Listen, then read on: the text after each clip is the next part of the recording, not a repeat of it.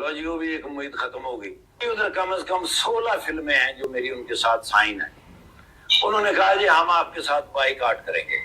मैं क्या ਤੁਹਾਡਾ ਮੂੰਹ ਹੀ नहीं बाईकाट करने वाला, ਉਹ ਬਾਈਕਾਟ ਤੇ ਅਸੀਂ ਕਰਨਾ ਹੈ सर जी। उन्होंने फिल्म साढ़े तो बगैर चलती ही नहीं।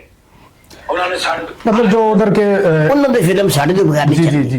अच्छा ये उन्होंने कहा कि बाइकआउट करना है ठाकुर साहब का। ठाकुर साहब कहते ने ਤੁਹਾਡਾ ਤੇ ਮੂੰਹ ਹੀ ਨਹੀਂ ਬਾਈਕਾਟ ਕਰਨੇ ਵਾਲਾ, ਬਾਈਕਾਟ ਤੇ ਐਸਾ ਕਰਨਾ ਹੈ। ਆ ਤੇ ਸਹੀ ਗੱਲ ਹੈ ਨਾ, ਅਸੀਂ ਜੰਗ 'ਚ ਬਾਈਕਾਟ ਨਹੀਂ ਕੀਤਾ। ਨਹੀਂ ਦਰੁਸਤ ठाकुर साहब ਛੇਰਾ ਫਿਰ ਟਾਈ ਨਹੀਂ ਹੈ, ਇਹ ਬਾਈਕਾਟ ਹੀ ਜੀ ਨਾ। ठीक है, और फिर आओ ना फिट होवांगे इंशाल्लाह। एक नी गल ਇਹ ਤੇ ਉਹਨਾਂ ਨੇ ਬਹੁਤ ਥੋੜਾ ਕਿਹਾ ਆ, ਬਹੁਤ ਜ਼ਿਆਦਾ ਕਹਿਣਾ ਚਾਹੀਦਾ ਸੀ।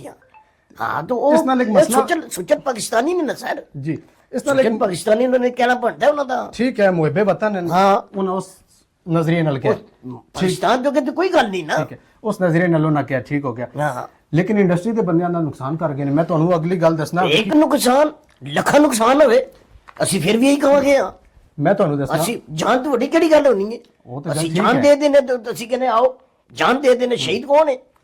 ਅਤੇ ਫਿਰ ਜੰਨਤੀ ਹੈ ਬਿਲਕੁਲ। ਅਤੇ ਫਿਰ ਕਿਹਦੀ ਪਿੱਛੇ ਕਿ ਰਹਿ ਗਈ ਫਿਲਮ ਇੰਡਸਟਰੀ ਜਾਂ ਫਰੰਟ ਬਣੇ ਤਾਂ ਕੋਈ ਗੱਲ ਹੀ ਨਹੀਂ ਆ।